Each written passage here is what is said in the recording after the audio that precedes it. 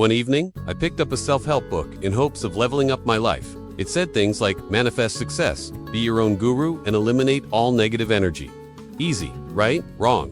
And if I'd known then what I know now, I would have saved myself a lot of time, money, and sheer awkwardness. Before I get into it though, let me just say that I support the message of self-help and personal development. I think that the desire to grow as a person is one of the most admirable qualities. So if that's something that you're into, great. But please do your research, because there are some pretty whack ideas out there. So after reading this book, I felt inspired to give manifesting, law of attraction, and other woo-woo stuff a try.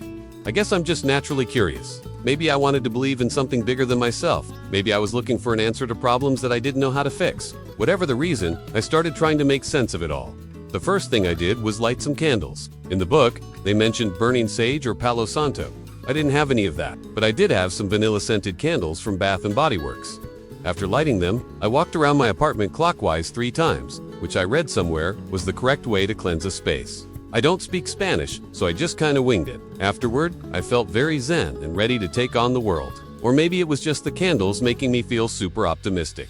Either way, I decided to do more. I made a vision board with pictures of tropical vacations, dream cars, and smiling faces. I wore a white bathrobe everywhere I went, and I kept a journal next to my bed for when I woke up at 5 a.m. to write down everything I was grateful for. This was around the time that my friends were getting sick of me talking about the law of attraction. My friend Sam even joked that I should sell bathrobes and vision boards to the public and charge $10 a head.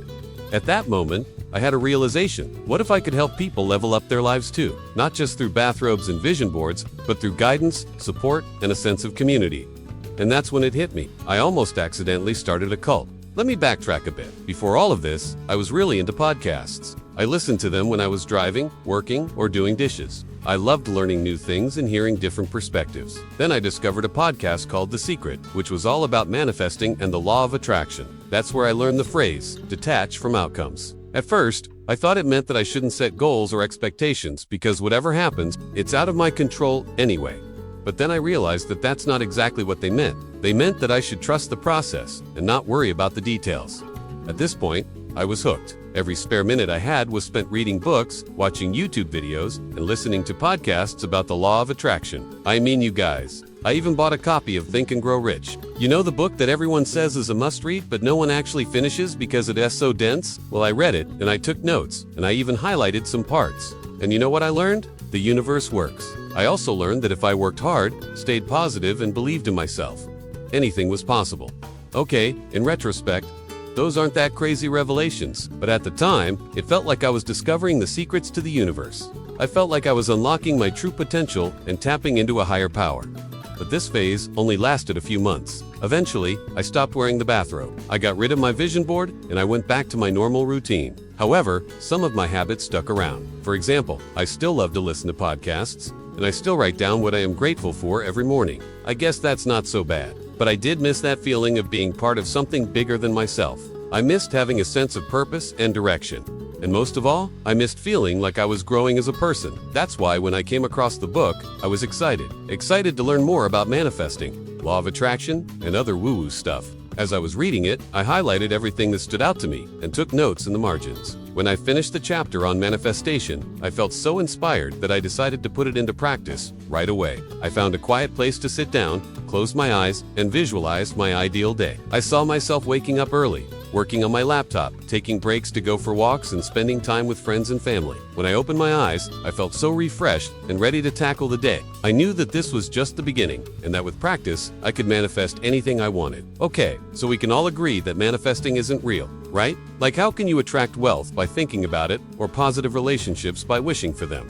To be honest, I don't know. I just do know that during that time in my life, I felt really lost and alone. I was going through a lot of changes and didn't know what to do next. I think that that's why I was drawn to these books and teachings, because they gave me a sense of hope and possibility. I could imagine a future where I was happy and successful, and I was determined to make it happen. Even if it wasn't the most realistic approach, I was desperate for a sign, some kind of nudge from the universe that I was on the right path. And then it happened. A friend reached out to me about starting a book club, and I jumped at the chance to join. I've always been an avid reader, but I struggled with staying motivated and actually finishing books on my own. Having a group of friends to discuss literature with not only helped me stay accountable, but also provided a sense of community and belonging. I felt connected to something bigger than myself, and that gave me a sense of purpose and direction. We read books on personal development, philosophy, and psychology, and each book gave me a new perspective on life. I learned about myself, about others, and about the world we live in. And the more I grew as a person, the more I wanted to share what I was learning with others. I wanted to help them grow too. And that's when I had the idea to start a blog and share my thoughts and experiences with the world. I figured I could unbeat the only one struggling with these issues, and maybe I could help someone else feel less alone. It was a scary decision to make my thoughts and feelings public, but I was determined to follow my passion and see where it would take me. I took the leap of faith and started writing, and almost accidentally started a spiritual sitcom. Okay, in all seriousness, I'm glad I had that experience. I learned so much about myself and what I'm passionate about, and I've met some amazing people along the way. Now, I am definitely not saying that manifesting is real or that you should trust anyone who talks about the law of attraction. All I am saying is that we all go through tough times, and sometimes we need a little bit of help. Whether that comes from a therapist, a good friend, or a self-help book is up to you. Just please do your research and use common sense. Thank you.